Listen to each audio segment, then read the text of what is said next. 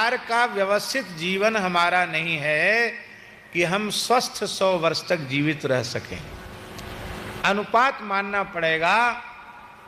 इस समय आपको ये मानना पड़ेगा कि 80 वर्ष तक जो जी गया वो समझ लो पूर्णायु जी गया।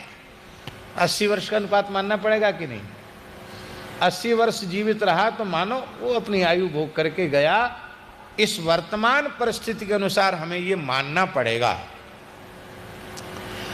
अब हमने 80 वर्ष की आयु अनुपात में कॉमन आयु मानी और अपनी आयु के विभाग हम 4 भागों में करें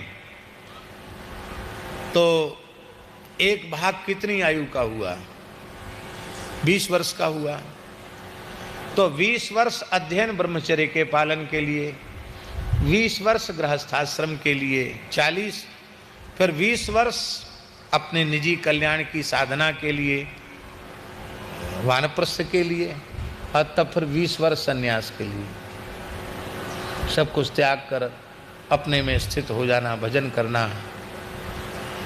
क्योंकि आप जैसा करेंगे आपकी आने वाली पीढ़ी भी वैसा ही करेगी। हाँ, ये बात अलग है कि अपने अपने अधिकार के अनुसार उन आश्रमों के धर्मों का लोग पालन कर सकते हैं। आवश्यक नहीं कि सब ग्रह त्याग करके संन्यास ले लें। गेयस्य नित्य सन्यासी यो न द्वेष्टि न कांक्षति। आप घर में रहकर किसी प्राणी से द्वेष नहीं करते हैं और कभी किसी से कुछ नहीं चाहते हैं तो आप नित्य सन्यासी हैं। आपको गैरिक वस्त्र लेकर शिखा सूत्र त्याग कर संन्यास लेने की आवश्यकता नहीं। आप घर में रहकर सन्यासी, आपका कल्याण हो जाएगा। इसमें कोई संदेह है क्या?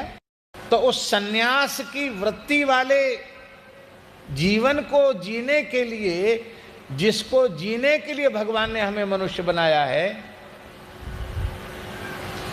इसी को भगवान आदि शंकराचार्य जी ने कहा मनुष्यत्वम मुमुक्षुत्वम महापुरुष संश्रयः।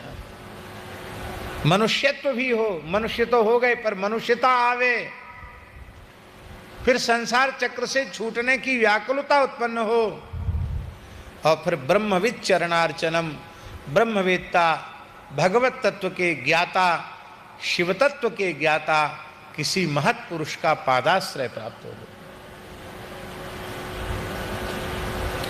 अब आपने 35-40 की आयु तक तो ब्याह किया, कब तो बच्चे होंगे, कब उनका ब्याह करोगे, कब घर से मुक्त होगे, फिर आपको अपने कल्याण का साधन करने के लिए क्या समय बचेगा?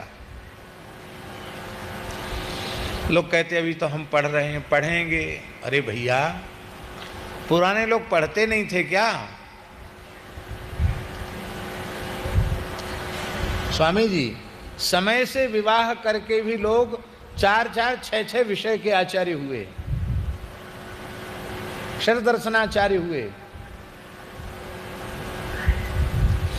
विवाह बहुत ध्यान से सुने, ना तो विवाह ज्ञान प्राप्ति में, अध्ययन में बाधक है और ना ही विवाह जीव के कल्याण में बाधक है।